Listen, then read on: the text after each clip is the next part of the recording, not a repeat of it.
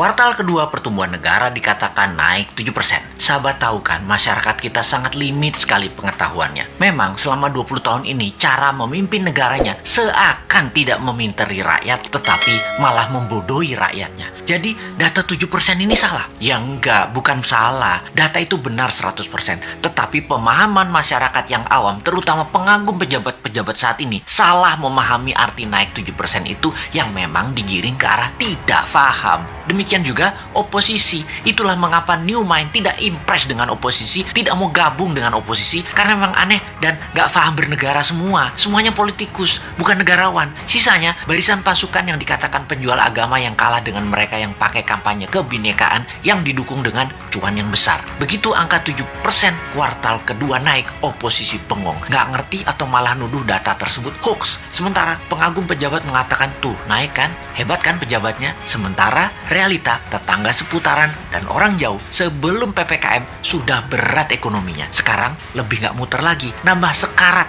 butuh oksigen. Kok gak ada yang naik? Begini melihatnya, biar makin paham bahwa New Mind mencoba memberikan pemahaman cara cerdas bernegara. Naik 7% itu year on year, paham? Nggak peduli. Gini kita ilustrasikan. Tahun lalu minusnya 1,9%.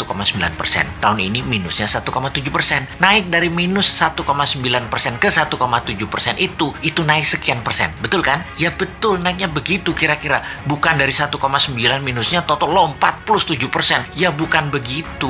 Jadi data tidak salah. Cuman demi populerisme, kayak artis gitu deh. Nggak boleh terlihat jelek, jadi diambillah mengemasnya dari sisi positif. Itu tidak salah. Yang salah adalah pemahaman banyak orang yang terus dipolitisasi.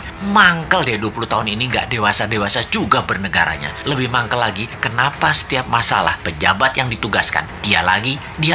Ini menunjukkan apa? Tidak ada yang mampu, atau dia tidak paham mengelola, atau manajerialnya lemah, atau dia memiliki gaya kepemimpinan yang lain, yaitu gaya kepemimpinan yang menugaskan anak buah, dan kalau anak buah salah, anak buahnya yang disalahin karena ketidakmampuan tersebut. Posisinya kayak menang, kayak raja. Kalau kayak gini ini bukan leader yang baik. Kalau di perusahaan ya, seorang direktur memanggil 5 manajer di bawahnya dan menugaskan masing-masing departemen harus untung, harus membuat profit. Bayangin, buat profit itu kalau di perusahaan. Kalau menteri mah nggak buat profit, hanya menyelesaikan masalah non cash. Harusnya gampang ya. Lalu manajer tadi tidak ada yang menghasilkan profit. Direksi tadi marah-marah. Kenapa? Target tidak tercapai. Manajer balik lagi kerja, nambah runyam, bukan nggak profit malah rugi. Direksinya nambah marah-marah. Ketika laporan ke pemegang saham, direksi mengungkapkan kinerja manajernya. Entah bagaimana, mungkin karena shareholdernya bukan orang pintar juga, mereka banyak yang setuju memang manajernya yang nggak bisa kerja, setuju dengan direksi.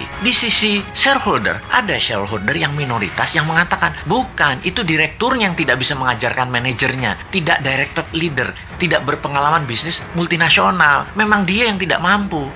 Malah ribut sesama pemegang saham dan berusaha membeli saham milik minoritas dengan harga murah. Lalu diusahakan yang beli adalah investor asing, dan yang minat adalah investor dari Tiongkok yang memang mitra dagang perusahaan tadi. Sudahlah, itu hanya ilustrasi, capek kita balik ke pokok awal tadi. Lalu sektor mana yang naik? Sektor yang dipegang oligarki, yang memang hanya 3% mereka itu, tapi mengendalikan 70% ekonomi. Wis, ngerti ya ilustrasinya ya? Sudah, sana berantem lagi. New Mind mah nonton aja, habis kita dianggap wong bodoh, padahal bodoh beneran.